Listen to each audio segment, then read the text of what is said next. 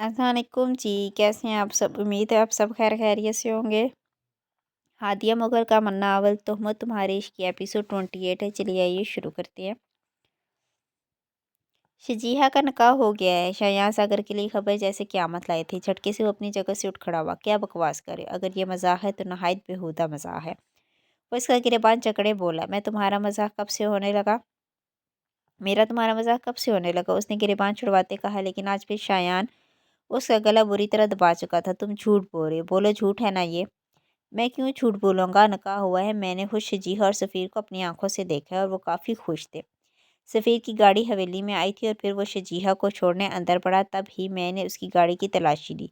शायद मुझे उसकी असलियत का पता चल जाए, लेकिन मुझे वहाँ इन दोनों का निकाहनामा मिला था। निकाह हो गया और तुमने मुझे खबर नहीं होने दी, क्यों? आखिर उसकी धाड़ में भी जैसे शिकस्त थी, जबकि वो शख्स अब बुरी तरह तड़पने लगा था। उसने पूरी ताकत लगाकर शायान को दूर धकेला और बुरी तरह खांसते पानी का गिलास सबों से लगाया। इसके हाथ बुरी तरह कांप रहे थे, जबकि शायान अपना गुस्सा रूम की कीमती चीज़ों पर उतारने लगा। इसका दिमाग घूम चुका था। इतनी बड़ी शिकस्त वो कैसे खा सकता था?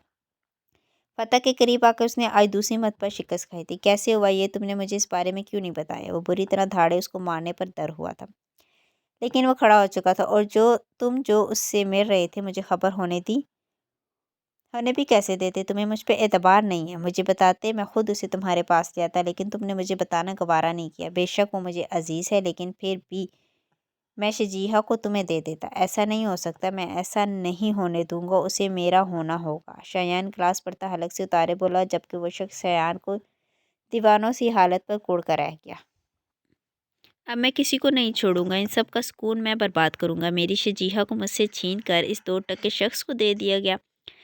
ये जैन चौधरी ने बिल्कुल भी अच्छा नहीं किया। इसकी सज़ा सब भुगतेंगे, सब के सब। चंद दिन खुशियाँ मना लें, फिर इनको ऐसा धक्का मिलेगा धक धचका मिलेगा कि रोने के अलावा किसी के पास कुछ नहीं बचेगा। शजीहा मेरी है, सिर्फ़ और सिर्फ मेरी। शायान की हालत बिगड़ने लगी थी। तभी जमाल मलिक दरवाज़ा खोलकर अंदर दाखिल हुए। वो शख्स जमाल मलिक को देखकर अपना चेहरा फौरी छुपा चुका था।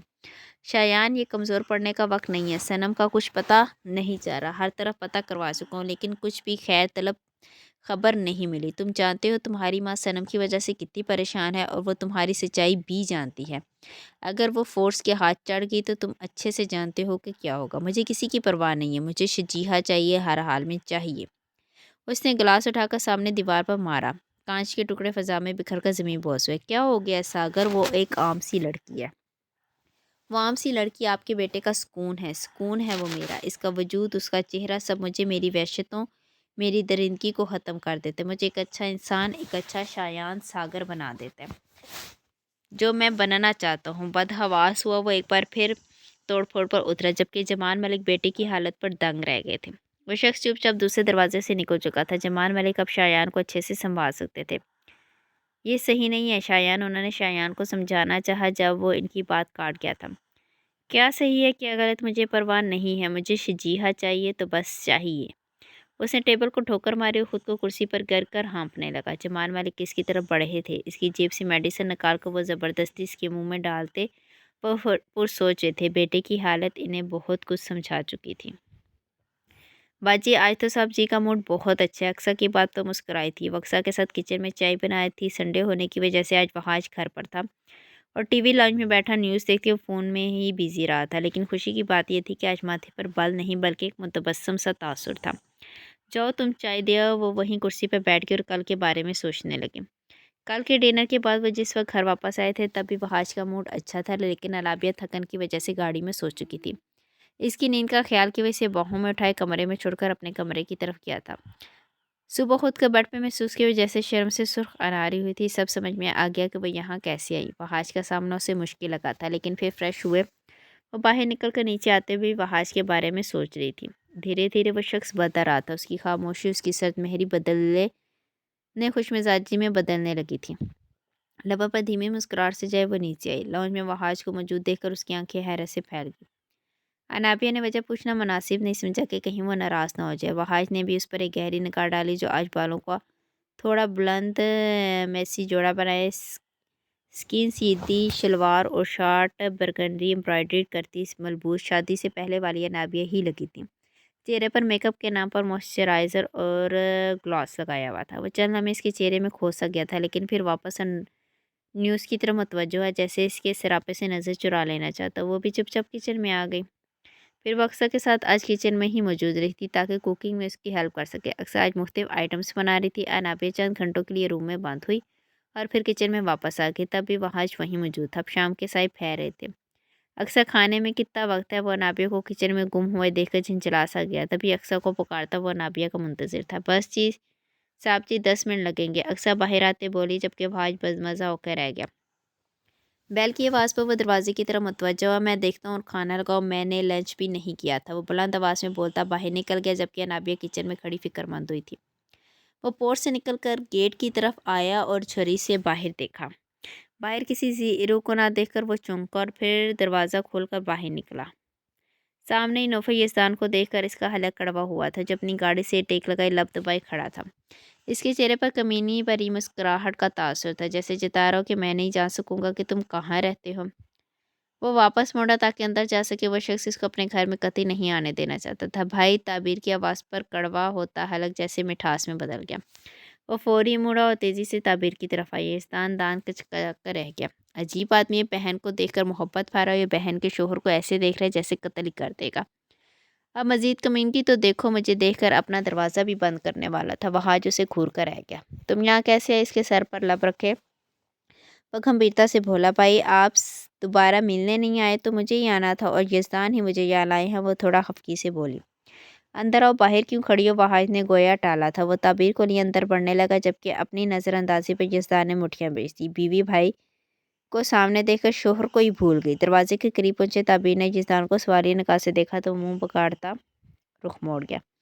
بھائی، یزدان کو بھی تو بلائے، اندر آ جاؤ تم بھی، وہ بمشکل کہہ پائے، جبکہ یزدان وہیں جمع رہا۔ تعبیر اسے گھورتی واپس اور اس کا ہاتھ پکڑے اندر پڑی، جبکہ وحاش کا دل پرسکون ہوا تھا۔ تعبیر کے چہرے پر پھیلا اطمینان وہ بھام گیا تھا۔ وہ اس شخص کی ہمراہی میں کافی خوش تھی۔ دونوں لانچ میں آئے تو انابیہ اور اکثر ڈائننگ روم میں کھانا لگا رہی تھی۔ انابیہ تعبیر کو دیکھتے چونکی اور پھر جھجک کر آگے ہوئی۔ تعبیر کی آخری وہ نفرت سے اٹی نگاہ بھولی نہیں تھی۔ تعبیر نے آگے بڑھ کر اسے خود گلے سے لگایا تو وہ حیران ہوئی تھی۔ اس نے وحاش کو دیکھا، جس کی آنکھوں میں ٹھنڈا سا تاثر تھا۔ انابیہ سٹپٹا کے رہ گئی۔ کیسی ہو؟ تعبیر نہیں پیر کی، جبکہ یزدان وہی لانچ میں موجود کوچ پر بیٹھ چکا تھا۔ سالے صاحب پانی ملے گا؟ یزدان نے وحاش کو کھڑے دیکھ کر بات کا آغاز کیا، جبکہ تعبیر نے مڑ کر یزدان کو دیکھا، جو ٹانگ پر ٹانگ رکھے نہایت شاہانہ طریقے سے بیٹھا تھا۔ انابیہ، اکثر سے کہو پانی لائے، اسے کہے وہ دوسرے کوچ پر آ بیٹھا، جبکہ تعبیر بھی بھائی کے پہلو سے چپکی تھی۔ تمہاری بہن کو بہت خوش رکھا ہوا ہے، چاہو تو پوچھ سکتے ہو، یزدان نے تعبیر کو دیکھے جتایا تھا۔ وحاش نے تعبیر کو سوالیہ نظر سے دیکھا۔ جی بھائی، یزدان میرا کافی خیال رکھتے ہیں، بس کبھی کبھی لڑائی جھگڑا ہو جاتا ہے، وہ بھی یزدان کی طرف سے۔ وہ لب دانتوں تلے دبائے شرارت پر آمادہ ہوئی، جبکہ وحاش نے قہر آلود نگاہ یزدان پر ڈالی، جو تعبیر کو استفہامیہ نظروں سے دیکھ رہا تھا۔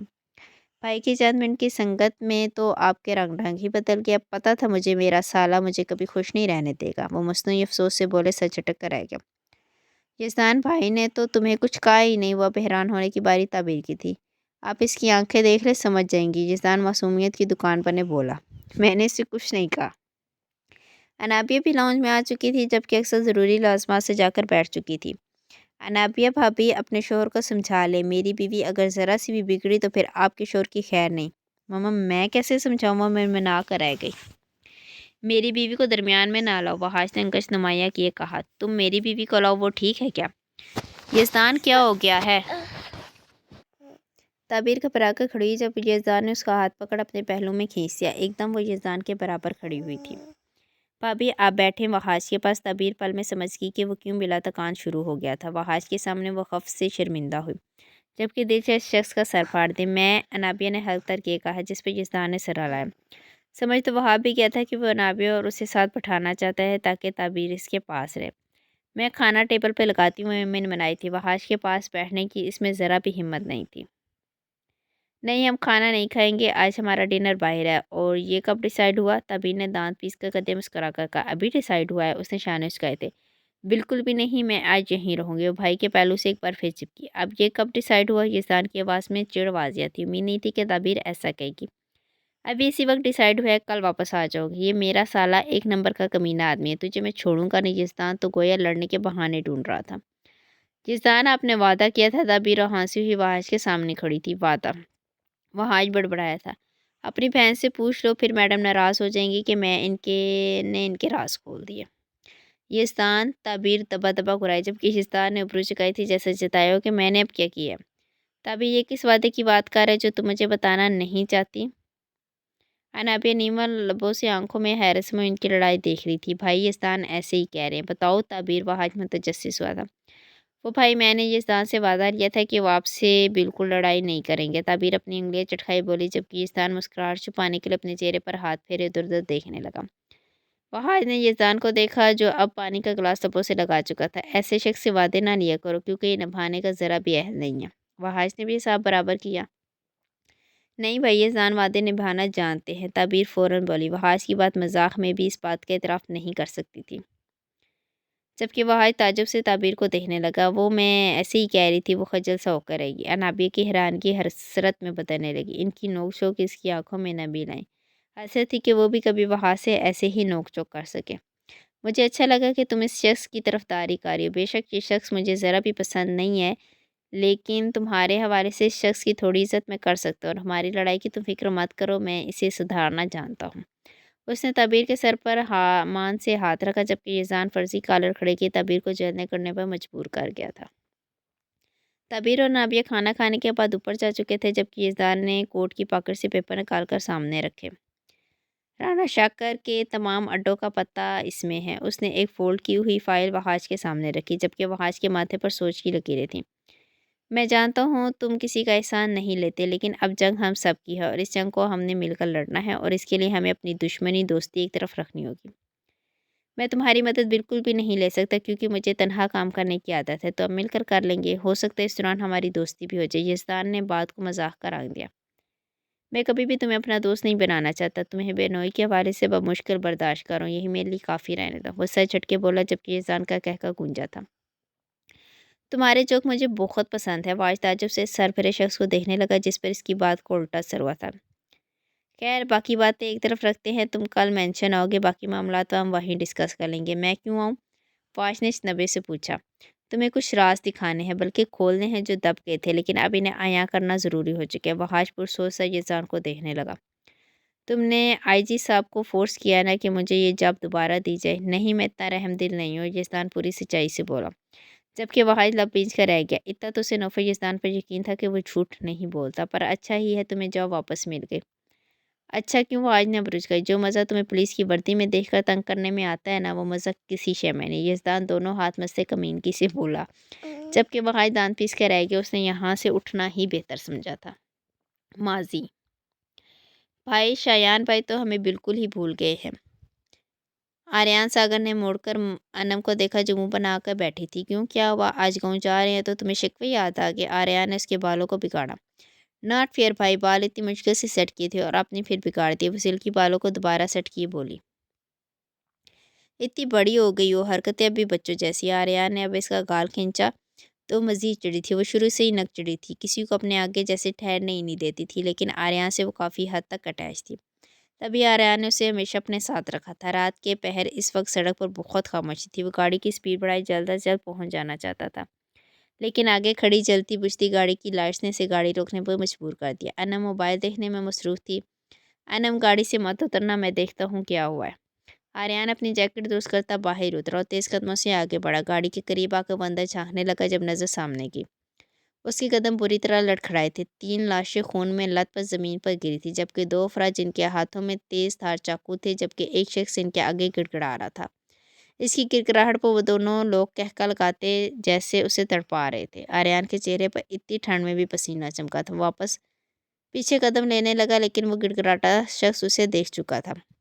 बाबा बचाओ मुझे, उसका कहना जैसे आर्यान पर क़यामत ढा गया था। खौफ की एक शदीद लहर, सर्द लहर आर्यान सागर के वजूद में फैली। ये खौफनाक मंजर इसकी आंखों में की हैबत बदलने लगा था। इसके कदम ज़मीन पर जम गए। इससे पहले वो पीछे मुड़कर भागता एक शख्स उसे काबू कर चुका था, और उसकी कनपट्टी पर गन रखकर उसने आर्यान को एहसास दिला दिया था कि मौत उसका ताक़ुब करते आन पहुंची है। वो दरिंदों के दरमियान फंस चुका है। अगर एक लफ्ज़ हुई ज़ुबान से निकाला, इसी वक्त तेरा ये भेजा उड़ा दूंगा। क्रख आवाज़ आर्यान सागर की समाज से टकराई, जिसमें ज़रा भी रहम नहीं था।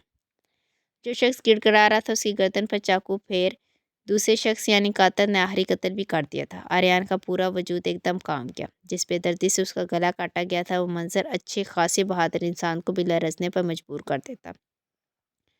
وہ تو پھر نرم دل تھا، ہمیشہ نرمی برتتا آیا تھا۔ انسان تو ایک طرف جانوروں کو بھی کی تکلیف بھی وہ برداشت نہیں کر سکتا تھا۔ اگر تو چاہتا ہے کہ تیرا یہ حال نہ ہو تو اپنی زبان بند رکھنا۔ ہاں میں کسی کو کچھ نہیں بتاؤں گا، پر مجھے جانے دو، آریان ہمت مجتمع کی بولا جبکہ دل پھڑپڑا رہا تھا۔ وہ شخص کہہ کر گیا آریان کو مزید دلا کہ تیرا دماغ ٹھیک ہے؟ تو نے یہاں گڈے گڑیا کا کھیل نہیں قتل ہوتے دیکھا اور تو کہہ رہے کہ تجھے جانے دیا جائے؟ کیا ہوا شوکت، کون سا بکرا پکڑا ہے؟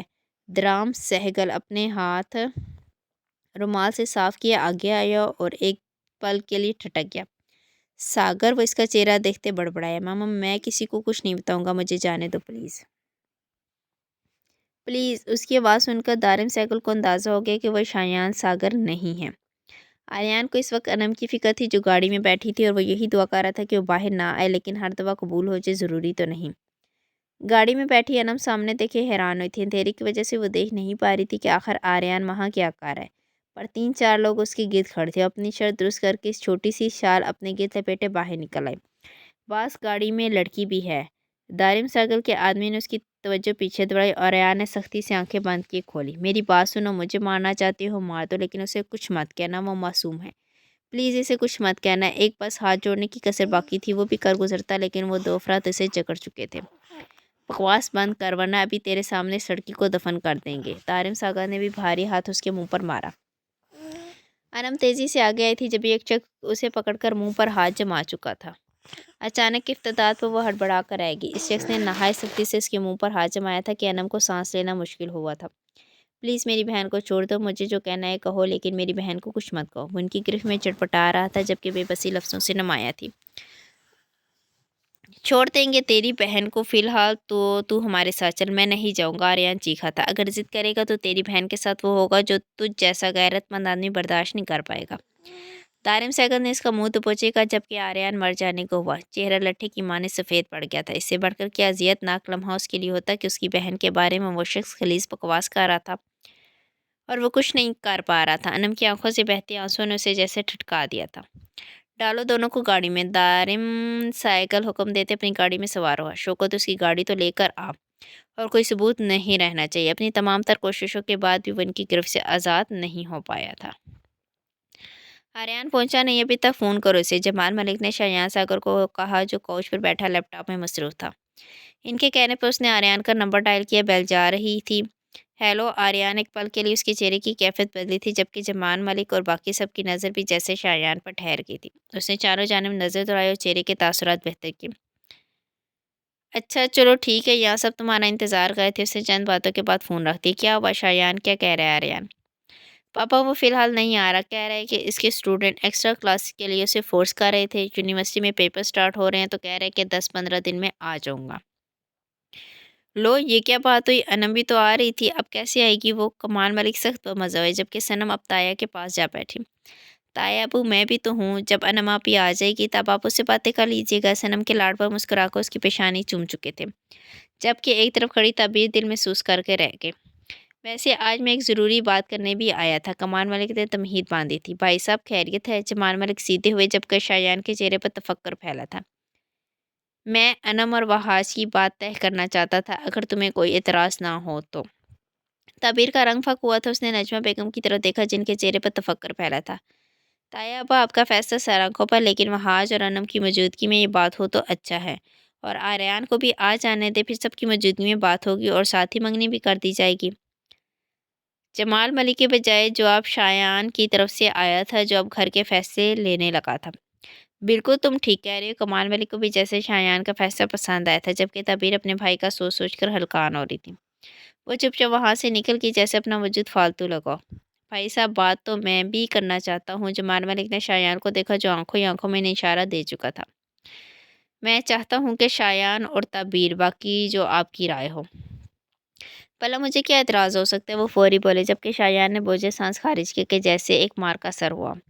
نجمہ بیگم اپنے بچوں کی قسمت طے ہوتے دیکھتی بالکل خاموش تھی۔ کہاں وہ نازک سی لڑکی اور کہاں شایان ساگر جیسا سخت پتھر دل شخص۔ بلا شبہ شایان ساگر ایک خوبرو مرد تھا، لیکن اس کی جاہریت پسندی حاکمانہ انداز تعبیر جیسی لڑکی کو توڑ کر رکھ دیتا۔ بنا کچھ بولے بس مسکراتی رہی، لیکن اندر ہی اندر کمان والے سے شکوے مزید بڑھ گئے تھے۔ دارم، یہ تم نے ٹھیک نہیں کیا۔ آریان کو کیوں اس سب میں لائے ہو؟ اگلے ہی دن وہ دارم کے خفیہ اڈے پر پہنچ چکا تھا، جہاں آریان کو قید کیا ہوا تھا۔ شیشے کے اسپارک کا منظر صرف شایان اور دارم دیکھ سکتے تھے۔ قتل ہوتے دیکھا ہے اس نے، اور یہ تو تیرے جیسا بالکل بھی نہیں ہے۔ دارم نے اپنی داڑھی کھجائے شایان کو دیکھا، جو صرف آریان کو دیکھ رہا تھا۔ نہ آنکھوں میں ترہم تھا، نہ ہی کوئی اور جذبہ۔ تو کیا تم اسے مار ڈالو گے؟ شایان نے ماتھے پر بل لیے پوچھا۔ تیری بہن بڑی خوبصورت ہے۔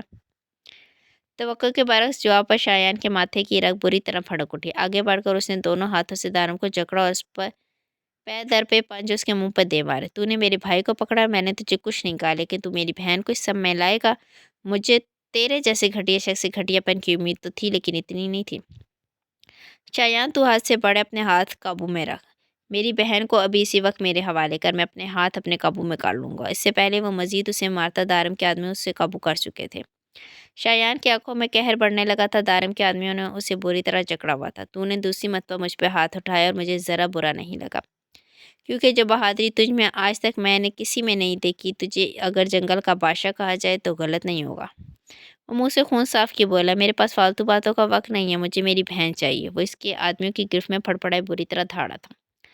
تیری بہن کو میں تیرے حوالے کر دوں گا، لیکن بدلے میں تجھے اپنے بھائی کی جان گروی رکھنی ہوگی۔ کیا بکواس ہے یہ؟ راجہ بننا ہے یا نہیں؟ دارم نے ایک ڈرار سے پیپر نکال کر اس کے سامنے رکھے۔ مجھے تیرے ساتھ کام ہی نہیں کرنا، اس نے جیسے آفر ٹھکرائی۔ ٹھیک ہے، تو نہ کر کام، لیکن تیری بہن صنم ابھی بہت چھوٹی ہے۔ تیری ماں ثنا بیگم ایک سادہ خاتون ہے، تیرا باپ ابھی مارکیٹ میں قدم جما رہا ہے۔ اگر ان سب کو تیری حقیقت پتہ چلی تو شاید ان کے لیے بہت مشکلات ہوگی۔ تو مجھے دھمکا نہیں سکتا۔ میں تجھے دھمکا نہیں رہا، پر وہ تیرا ہاسپٹل جہاں سے تو نے ہیومن آرگنز کی سپلائی کا دھندا شروع کیا ہے، وہ رک جائے گا۔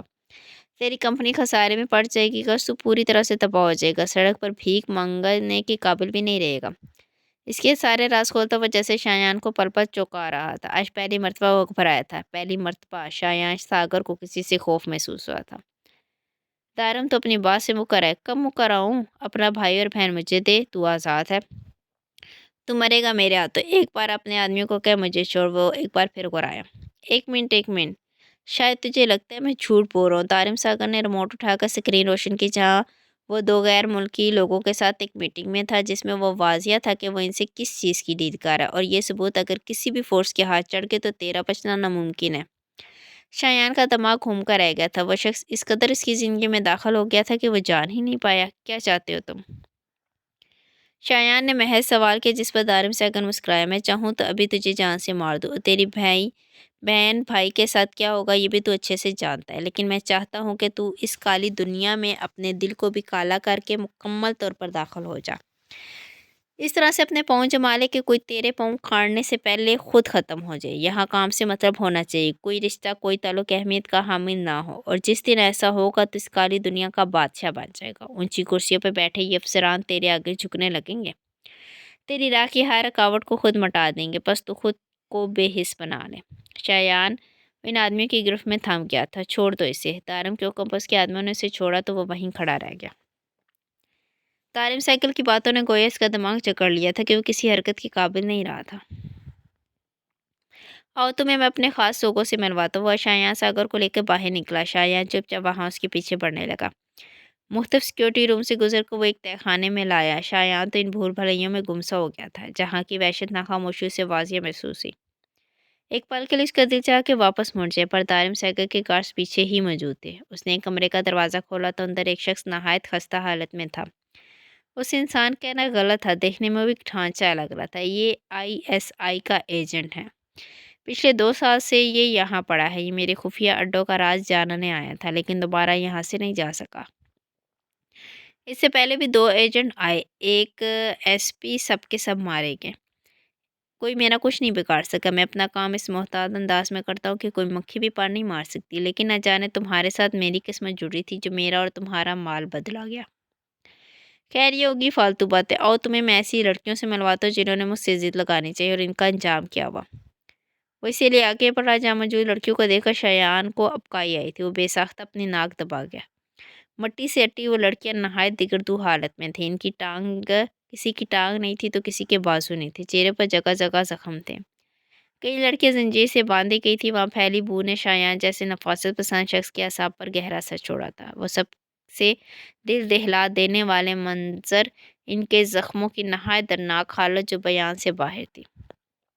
वो आर्गन ज़रूर सप्लाई करता था लेकिन उसने कभी खुद इसमें हाथ नहीं डाला था। उसे वहशत होती थी। अपनी एक टीम थी जो उसने मुतय्यन की थी। वो सिर्फ डील करता था, बाकी काम टीम करती थी। लेकिन आज शायान सागर खुद को नहायत तन्हा बेबस महसूस कर रहा था। वो खुद को ताकतवर समझने लगा था लेकिन आज उसने खुद को पहचाना था कि वो एक कमज़ोर शख्स था जो दारिम सहकल का शिकार बन गया था। अगर तुम चाहते हो कि तुम्हारी बहन की ये हालत ना हो तो अपनी बहन मुझे दे दो, और तुम्हें ये फ़िक्र है कि उसके साथ कुछ ऐसा वैसा ना हो तो उसकी आन सलामत रहेगी, उसकी गारंटी मैं देता हूँ। उसे मैं अपने कामों के लिए रखूँगा। मुझे अब भी तुम पर भरोसा नहीं, तुम मुकर गए। तुमने कहा था कि मैं यहाँ से जा सकता हूँ लेकिन तुमने मेरे साथ गेम खेली। ना, ना, ना, गेम नहीं खेली, वो तेरा भाई था। मुझे बिल्कुल नहीं पता था, मैं तो उसे उसी वक़्त तक कर देने वाला था लेकिन मुझे एक पल के लिए गुमान हुआ था कि वो तू है। तभी मैं उसे मार नहीं सका था और वो तेरा भाई निकला। क्या हसीन इत्तेफ़ाक है ना? मैं गारंटी देता हूँ कि आर्यन किसी को कुछ नहीं बताएगा, उसे जाने दो। अनम भी किसी को कुछ नहीं बताएगी। एक शख्स का मामला होता तो मैं मान भी जाता, लेकिन यहाँ तो दो लोग चश्मदीद गवाह हैं, मैं कैसे छोड़ दूँ? मसनूई अफ़सोस से बोला। तो अब तुम क्या चाहते हो? क्या करूँ मैं? बोलो। वो एक बार फिर बेबसी से ठाड़ा। एक हाथ दो, एक हाथ लो। मुझे 1-2 दिन सोचने के लिए दो। शायान ने वक्त मांगा था। महीना ले लो लेकिन वो यहीं रहेंगे और बेफ़िक्र हो, इन्हें कभी पता नहीं चलेगा कि तुम या मैं एक दूसरे को जानते हैं। बल्कि कभी किसी को पता नहीं चल पाएगा कि वो दारिम साइकिल के कब्ज़े में है। शायान ने ताज्जुब से उसे देखा। यकीन रखो, इन्हें कुछ भी पता नहीं चलेगा। और वैसे भी अब चंद साल में तो मैं खुद अंडरग्राउंड होने वाला हूँ, क्योंकि मेरा एक असूल है। मैं अपना काम ख़ास वक्त में करता हूँ। अभी तो इनकी ट्रेनिंग शुरू होगी और फिर वो इस काली दुनिया में दाखिल होंगे। अभी तुम भी आराम से रहो, मैं भी रहता हूँ। शायान ने इन दिनों महसूस किया था कि वो काम नहायत तरतीब से करता था। शौकत, लगता है शायान को यकीन नहीं आ रहा। तू ही बता दें, मालिक बिल्कुल ठीक कह रहे हैं, इन्होंने हर काम एक तरतीब से किया है। अब तो मान लो। दारिम ने अपना हाथ सामने फैलाया। शायान चंद पल तसबस का शिकार दारिम को देखता रहा, फिर उसने हाथ पर हाथ रखकर गोया अनम और आर्या सागर की ज़िंदगी की डोर इस दरिंदे के हाथ में थमा दी, जो जब चाहे इन्हें ज़िंदगी से आज़ाद कर सकता था और जैसे चाहे इनकी ज़िंदगी से खेल सकता था। वक्त अपनी रफ्तार से गुजरने लगा था। जैन चौधरी एक मिशन के सिलसिले में पहाड़ी इलाकों का रुख कर चुका था। बाप को यही बताया था कि मजीद पढ़ाई के लिए मुल्क से बाहर जा रहा है। इस सारे अरसे में ताबीर और वहाज की ज़िंदगी भी पुरसुकून थी, जबकि हरीम की शादी हो चुकी थी जो इनकी बराबरी के लोगों में हुई थी। और ताबीर अब तक अनजान थी कि उसके बाबा ने उसकी ज़िंदगी का फैसला किसके साथ जोड़ा है। चूँकि शायान भी इन दिनों मुल्क से बाहर गया हुआ था और आर्या सागर और अनम भी मुल्क से बाहर जा चुके थे, जहाँ वो स्टडी में मसरूफ़ थे, इसलिए मामला जैसे दब सा गया था। आर्यन की ज़िंदगी जैसे मुकम्मल दुनिया वालों से कट गई थी। इसकी बहुत कम घर वालों से बात होती थी जो दारम साइकिल के आदमियों की मौजूदगी में होती थी। वह आज अपनी जॉब की वजह से काफ़ी मसरूफ़ हो चुका था। जमाल मलिक ने फैक्ट्री का काम संभाला हुआ था, जबकि कमाल मलिक अपनी ज़मीनों को वक्त देते थे। वहीं दूसरी जानिब रेहान की हालत मज़ीद बिगड़ने लगी थी। कई साइकियाट्रिस्ट को चेक करवाया गया लेकिन इसका मसला जैसे समझ से बाहर था। अपनी पढ़ाई की वजह से नौफल भी नहीं आ सकता था, लेकिन वो वीडियो कॉल पर घंटों से बात करता। लेकिन रेहान पढ़ाई के साथ बाकी एक्टिविटी से भी दूर होती चली गई। अय्याज साहब भी इन दिनों बेटी की वजह से परेशान थे, जबकि सादान अपनी पढ़ाई में मसरूफ़ हो गया था। वो रेहान के साथ इस वक्त सब्ज़ार में बैठे थे जब सादान की गाड़ी अंदर दाखिल हुई। गुजरते वक्त के साथ उसकी वजाहत और संजीदगी में मज़ीद इजाफा हुआ था, लेकिन रेहान को इससे महज खौफ आता था। इसकी गाड़ी देखती रेहान सहमी थी। क्या हुआ रेहान? काका कुछ नहीं पापा, वो फीके पड़ते चेहरे के साथ बमुश्किल बोल पाई। Good evening uncle. Saadan Rehan को देखे वहीं आ गया। गुड इवनिंग रेहान, कैसी हो? अपनी ग्रे आंखें उस पर जमाए वो नरमी से बोला। रेहान बस मेरे साथ बातें कर रही थी। रेहान बताओ सादान भाई को कैसी हो? सादान की ग्रे आंखों में हल्की सी नागवारी हुई। मैं ठीक हूँ सादान भाई, वो अटकते हुए बोले। अंकल आपका फ़ोन रिंग हो रहा है। उसने यास अंकल के फ़ोन की तरफ तवज्जो दिलाई। ज़ायद अहमद कॉल की तरफ मुतवज्जो थे। सदा ने रेहान को देखा जो हल्का हल्का काँप रही थी। मैं कॉल सुनकर आता हूँ, वो उठ खड़े हुए, जबकि रेहान का रंग सफ़ेद पड़ने लगा। रेहान काँपना बंद करो, उसने गोया तंबी की। आप जाएं सादान भाई। मैं जानता हूँ तुम्हारी ये हालत मेरी वजह से है, लेकिन क्या मैंने कभी तुम्हें नुकसान पहुँचाया या तुम्हारे पापा मामा को कुछ कहा? पर आपने उसे मारा था सदान भाई, मैं पापा को बता दूँगी। इतने साल गुज़र गए, अब तो भूल जाओ परी, और उसको मैं मार नहीं रहा था, बस सबक सिखाना चाहता था। भाई आपने उसका गला काट दिया था, वो वैसे से दबा-दबा चले। नो परी, बहुत गलत बात, किसी सीक्रेट नहीं खोलते, और मैंने इसका गला नहीं काटा बल्कि दूसरे आदमी ने काटा था और वो जेल में सज़ा भी काट रहा है। सादी भाई आपने उसे क्यों मार दिया? वो तुम्हें हरास कर रहा था तभी मैंने उसे मार दिया। इसमें तो कोई बड़ी बात नहीं है, वो हरास नहीं कर रहा था सदान भाई, वो मेरा फ्रेंड था। वो आंसू रगड़ती शिद्दत एक रिहा से बोली। परी, सदान ने गिरी आंखों से उसे घूरा तो बुरी तरह सहमी थी। कुछ दिन में ये स्थान आने वाला, और मैं नहीं चाहता कि वह तुम्हें देखकर परेशान हो, इसलिए जल्दी से ठीक हो जाओ, वरना जानती हो ना यज़दान के साथ क्या होगा। इसका गाल थपके बोला, जबकि परिहान को वो लम्हात एक बार फिर वो स्याह रात याद आने लगी थी। वो सदान के साथ माल में गई थी जब वहाँ उसके स्कूल का दोस्त भी मौजूद था। इत्तेफाकन वो इससे आकर मिला था, इसके बाबा पुलिस ऑफिसर थे। सदान को दारम साइकिल की तरफ से उसको मारने का हुक्म मिला था, तभी उसने अपने साथी के साथ मिलकर उसे कत्ल कर दिया, और इसी जुर्म की पादाश में जेल की सलाखों के पीछे था, जहाँ से दारम साइकिल उसे कुछ सालों में बाइज्जत बरी करवा लेता। इस दिन से प्रेहान दिन ब दिन नफसाती होती चली गई। वो कत्ल उसको रातों को बेचैन रखता था, लेकिन सादान के सर्द आँखों ने उसकी ज़ुबान पर कफर डाल दिया था। कुछ इसकी धमकी जो उसने यज़दान के हवाले से दी थी। गैर हर तरफ से प्रेहान ज़हनी दबाव का शिकार हुए बिल्कुल ही कुछ ज़हनी बीमार हो गई थी।